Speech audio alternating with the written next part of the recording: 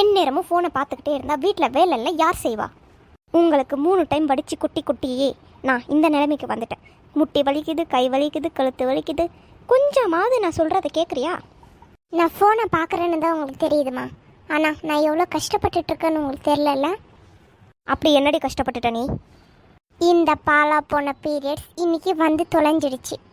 காலையிலேயே தலைக்கு குளிச்சுட்டு வயிற்று வலியில் உட்காந்து ஃபோனை பார்த்துட்ருக்கேன். அந்த வலி உங்களுக்கு தெரியுதாம்மா? ஏதோ உனக்கு ஒருத்திக்கு தான் இதெல்லாம் நடக்கிற மாதிரி ரொம்ப தான் அலட்டிக்கிறேன். நாங்களாம் அனுபவிக்கிறது இல்லையா? எவ்வளோ கஷ்டமாக இருந்தாலும் அன்றைக்கும் 3 டைம் உங்களுக்கு செஞ்சு போடணும், உங்கள் துணி துவைக்கணும், உங்கள் சாமான் நல்லா கழுவணும், நீங்கள் குளிக்கிறதுக்கு சுடி தண்ணி போடணும், எவ்வளோ வேலை பண்ணுறோம். ஆனால் உனக்கு மனசாட்சியே இல்லை. உனக்கு மட்டும் தான் நடந்த மாதிரி என்னை தனியாக வேலை பார்க்க விட்டுட்டு ஃபோன் நோண்டிகிட்ருக்கேன். அந்த காலத்துலலாம் 3 நாள் எங்களை ஒதுக்கி வச்சுடுவாங்க எங்கள் அம்மாலாம். தெரியுமா உனக்கு? அவங்க எப்போ சோறு கொடுக்குறாங்களோ அப்போ தான் சாப்பிட முடியும், எப்போ தண்ணி கொடுக்குறாங்களோ அப்போ தான் சாப்பிட முடியும். ஒரே தட்டு ஒரே சொம்பு, அதில் தான் சாப்பிடணும், அதில் தான் புரண்டு புரண்டு இருக்கணும். அதுவும் ஒரு பாய் கொடுப்பாங்க, மெத்த கூட இல்லை. அந்த 3 நாள் உட்காந்த இடத்துலையே நாங்கள் படுற கஷ்டம் உனக்கு என்னடி தெரியும்? இப்போல்லாம் ஃபோன் வந்துடுச்சு, அப்போல்லாம் ஒரு என்டர்டெயின்மெண்ட் இருக்காது. வெறும் குசு துள்ளையில் தூங்கிட்டு இருப்பேன், தெரியுமா? இப்போ என்னம்மா சொல்ல வரீங்க? நானும் போய் வெளியில் படுத்துக்கிட்டா கொசு தொல்லையில்? அது அந்த ஜென்ரேஷன். உங்கள் அம்மாவுக்கு தான் அறிவில்லைன்னா உங்களுக்கும் அறிவில்லை. நீங்களாம் எழுத்து சொல்லியிருக்கணும் பாட்டிக்கு. பாட்டி அப்படியெல்லாம் பண்ணியிருக்க மாட்டாங்க. பாட்டி இப்போல்லாம் எனக்கு எவ்வளோ சப்போர்ட் பண்ணுறாங்க, உங்களுக்கு பண்ணியிருப்பாங்க. உங்கள் பாட்டி பேத்தியும் பேரையும் ஒரு மாதிரியும் பிள்ளைங்கள ஒரு மாதிரியும் வளர்க்குறாங்க. அது புரிஞ்சிருந்தா நீயே இப்படி இருக்க போகிற. எனக்கு வந்து கிச்சனில் காயெல்லாம் கட் பண்ணி கொடு, சமைக்கணும். யாரோ கெஸ்ட் எல்லாம் வராங்களா, உங்கள் அப்பா இன்ஃபார்ம் பண்ணிவிட்டு போயிருக்காங்க. நான் வயிறு வலிக்குதுன்னு சொல்கிறேன், நீங்கள் எனக்கு காய்கறி கட் பண்ணு, அது பண்ணு, இது பண்ணுன்னு சொல்லிட்டு இருக்கீங்க. எனக்கு ஹாட் வாட்டர் பேக் வேணும். இடுப்பில் வயிற்றில் வச்சுக்கிட்டு கொஞ்சம் புரண்டு படுத்தாதான் எனக்கு வலி கம்மியாகும். புரிஞ்சுதாம்மா? உங்களுக்கு இப்போ வேலை பண்ணித்தர முடியாது என்னால். கொஞ்சமாவது ஏன் உடம்பு கண்டிஷனை புரிஞ்சுக்கிட்டு போய் நீங்களே எல்லாமே பண்ணிக்கோங்க. எனக்கு கிரேவிங்ஸ் வந்துச்சுமா, அது வேணும் இது வேணும்னு கேட்பல, அப்போ இருக்குடிமா அவளே உனக்கு. இந்த அம்மா எப்போவுமே இப்படி தான். இவன் ரொம்ப காமெடி நல்லாவே பண்ணிட்டு தான் இருக்கான். ஏ குட்டச்சி, ஃபோன் பார்த்ததெல்லாம் போதும், சிரிச்சதெல்லாம் போதும், போய் அண்ணாவுக்கு காஃபி போட்டு கொண்டு வா. யாரடா குட்டச்சின்னு சொல்கிற?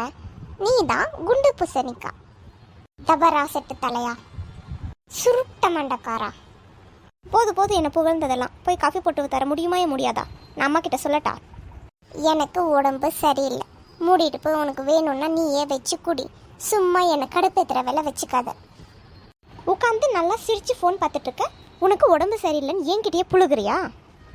நான் பண்ண ஒரே தப்பு ஹாலில் உட்காந்து ஃபோன் பார்த்தது தான். ஆளாளுக்கு என்னை வச்சு செய்கிறாங்க. நீ அம்மா கிட்டேயாவது சொல்லிக்கோ, அப்பா கிட்டேயாவது சொல்லிக்கோ. என்னால் போட்டு தர முடியாதுன்னா முடியாது. உன் வேலை என்னமோ அதை மட்டும் பாரு. என்ன அதிகாரம் பண்ணுற வேலையெல்லாம் வச்சுக்காத. போய் அம்மா கிட்டே போய் வேணும் காஃபி வேணும்னு வாங்கி குடிச்சிக்கோ. அண்ணா எனக்கு 10 ரூபா வேணும், அண்ணா எனக்கு பானிபூரி வேணும், கோபி மஞ்சூரி வேணும்னு வருவல, அப்போ இருக்குடி உனக்கு. ஆளாளுக்கு இந்த வீட்டில் என்னை கொஞ்சம் கூட புரிஞ்சிக்காம ஏசுகிறாங்க. நான் பேசாமல் என் ரூம்க்கே போயிடலான்ட்டு இருக்கேன். ஐயோ, திரும்ப வயிறு வலிக்குதா? எவ்வளோ தடவை தான் ஒரு நாளைக்கு ஒரு மனுஷன் பாத்ரூம் போவோம்? ச்சே, இந்த கிராம்ப் ஃபீலிங் எல்லாம் எங்கே தெரிய போதே உங்களுக்கு? ச்சே, இதில் இடுப்பு வேறு வலிக்குதுன்னா சொல்லவே முடியல. இதில் நாளைக்கு நான் அந்த ஆஃபீஸ்க்கு எப்படி போகிறதுன்னே தெரியல. இன்னைக்குன்னு பார்த்தா தான் 100 கேசஸ் போடுவான், 10 மெயில் அனுப்புவான், முடிச்சிட்டியான்னு. அந்த மேனேஜ்மெண்ட் இருக்கிற கோவத்துக்கு வேலையை ரிசைன் பண்ணிட்டு போயிடலாம். சொத்துக்கு வழி இல்லைன்னு என்னெல்லாம் தாங்கிக்க வேண்டியதாக இருக்குது. நானும் மேனேஜராக இருந்திருந்தா எனக்கும் டைமுக்கு காஃபி வந்திருக்கும். நான் எங்கே எம்ப்ளாயாக போனதுனால டைமுக்கும் காஃபியும் வராது, எதுவுமே வராது. நம்மளே தான் போய் எடுத்து குடிச்சுக்கணும் போல். சே, இந்த கிரேவிங்ஸ் வேறு. சிப்ஸு, பஃப்ஸு, கேக்கு, சாக்லேட், இன்னும் என்னென்னமோ கேட்குது என் வாய். இதெல்லாம் யார்கிட்ட சொல்லிக்கிறது? ஷவாடா, வேலை முடிஞ்சது. ஆக்சுவலி எங்கள் அம்மா காலத்துலேயே எவ்வளவோ பெட்டர். அந்த 3 நாள் எங்கள் அம்மாவுக்கு ரெஸ்ட் இருந்திருக்கு. எனக்கு அது கூட கிடையாது. ஆனால் எங்கள் அம்மா அதை புரிஞ்சிக்கவே மாட்றாங்க. நமக்கு பிடிச்ச மூவியை யாருக்குமே தெரியாமல் பார்க்குறதுல என்ன ஒரு சந்தோஷம்.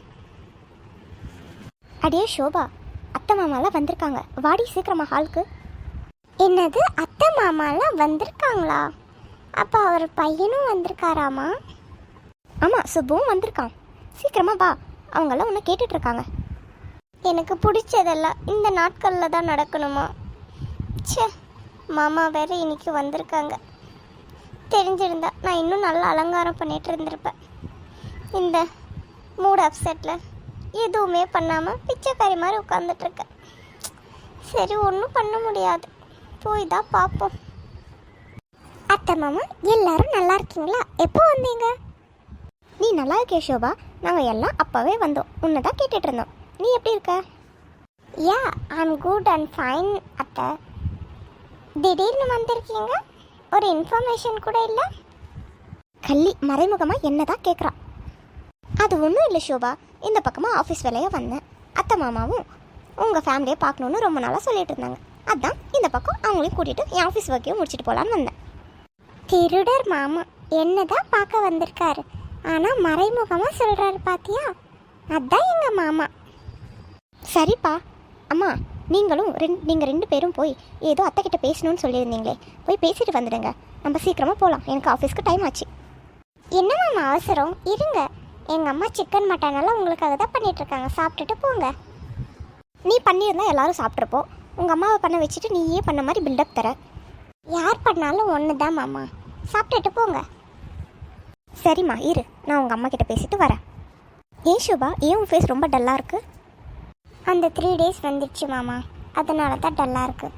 நீங்கள் சொல்லியிருந்தா நெக்ஸ்ட் வீக் வா அப்படின்னு சொல்லியிருப்பேன். நீங்கள் இப்போ வந்திருக்கீங்க. என் மூட் ஸ்விங்ஸ் தெரியாமல் என்னால் பேசக்கூட முடியல. சரி, உனக்கு என்ன கிரேவிங்ஸாக இருக்குது சொல்லு, நான் எல்லாமே வாங்கி கொடுத்துட்டு போகிறேன். நீ சாப்பிடு, உன் மூட் ஸ்விங்ஸ் எல்லாம் குறையும். என்ன சொல்கிற? என்னை புரிஞ்சுக்கிற ஒரே ஒரு ஜீவன் நீங்கள் மட்டும்தான் மாமா.